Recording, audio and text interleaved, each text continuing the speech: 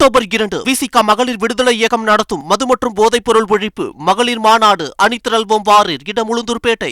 Hema committee விவகாரத்தில் நடிகை பத்மபிரியா கேரள அரசை கடுமையாக சாடியுள்ளார்.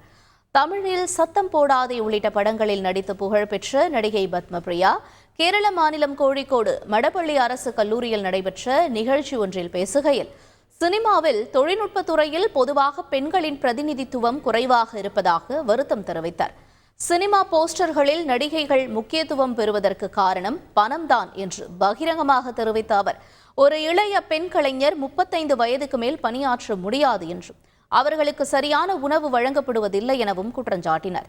சினிமாவில் ஆண்களின் ஆதிக்கம் அதிகம் எனவும் திரைப்படங்களில் ஆண்களை மையமாக கொண்ட கதைகள் மட்டுமே முக்கியத்துவம் பெறுவதாகவும் தெரிவித்த அவர், திரைப்படத்தில் ஒரு காட்சியை படமாக்கும் போது கூட நடிகைகளிடம் அனுமதி கேட்பதில்லை என விரக்தியை வெளிப்படுத்தினார்.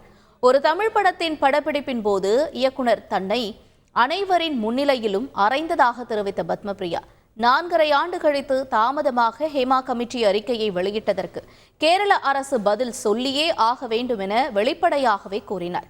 நட்சத்திர அமைப்பான அம்மா சங்கத்திற்கு தலையும் இல்லை முதுகெலும்பும் இல்லை என்றும் பத்மபிரியா சாடினார்.